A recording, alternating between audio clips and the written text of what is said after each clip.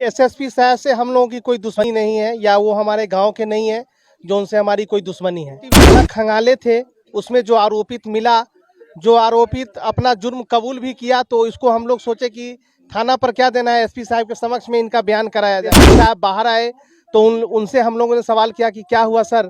तो एसपी साहब बोले कि देखिए, आरोपित का बयान तो सुन लिया गया है, उसके बाद हम डीएसपी साहब को देते हैं, इसका जांच। रुचि के एक बड़े भैया हैं जो रिश्तेदार हैं और वो बहुत दूर से आए हैं। मुझे लग रहा है कि कहीं ये सर्विस करते होंगे गवर्नमेंट का या प्राइवेट, रोजी रोटी के लिए। लेकिन रुचि की दर्द को घर वाले को थोड़ा सा मन बहलाने और फुसलाने के लिए यहाँ पे पहुंचे हुए हैं। तो इनसे मैं जानकारी लेना चाहता हूँ कि सूत्रों के द्वारा मुझे मालूम हुआ है कि ये मुजफ्फरपुर एसएसपी के पास पहुंचे थे, तो इनके समक्ष क्या क्या हुआ है थोड़ा आप बयान करके बताएं। देखिए, एसएसपी साहब से हम लोगों की कोई दुश्मनी नहीं है, या वो हमारे गांव के नहीं है जो उनसे हमारी कोई दुश्मनी है। हम लोग जो सीसीटीवी यहाँ खंगाले थे, उसमें जो आरोपित मिला, जो आरोपित अपना जुर्म कबूल भी किया, तो इसको हम लोग सोचे कि थाना पर क्या देना है, एसपी साहब के समक्ष में इनका बयान कराया जाए। हम लोग एसपी कार्यालय पहुँचे, हम लोग भी पहुँच गए, सारे लोग पहुँचे। उसके बाद वहाँ बयान होने लगा कुछ पत्रकारों का।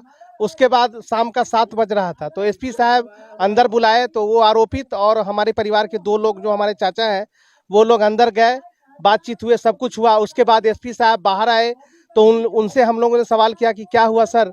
तो एसपी साहब बोले कि देखिए, आरोपित का बयान तो सुन लिया गया है, उसके बाद हम डीएसपी साहब को देते हैं, इसका जांच करेंगे, उसके बाद जैसे जो होगा आरोपित को सजा दिया जाएगा।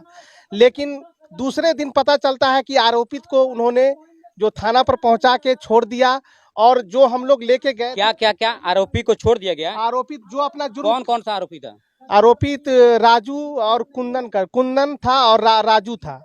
तो आरोपित जब अपना जुर्म वहां कबूल करता है एसपी साहब के पास, तो वो बोलते हैं कि हम डीएसपी को देते हैं, इसका जांच करेंगे।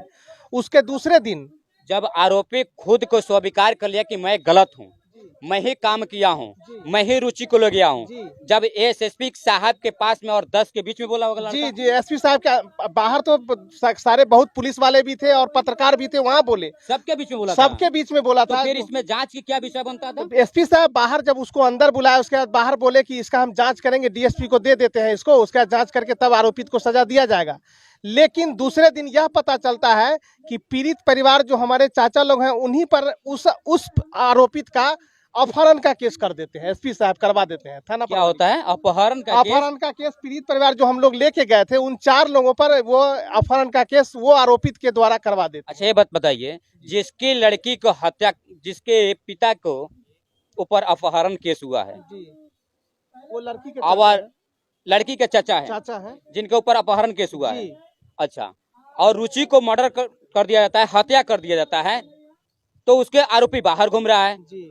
आरोपी को तो इसमें आरोपी को छोड़ दिया गया है और एक आरोपी बाहर घूम रहा है। हाँ, एक आरोपी माने 3 आरोपी हैं, जो एसपी साहब के यहाँ 2 लेके गए, जिसको छोड़ दिए, और एक और है राम भरोज चौधरी, वो भी बाहर ही घूम रहा है, खुलेआम घूम रहा है, कोई अति नहीं है उसका कुछ। तो जो आरोपी है वो बाहर घूम रहा है, और जिसका बेटी चला गया उसके ऊपर एफआईआर हो गया, अपहरण का एफआईआर एसपी साहब ने करवाया थाना प्रभारी के द्वारा केस। तो क्या लगता है कि आपको न्याय मिलेगा यहाँ?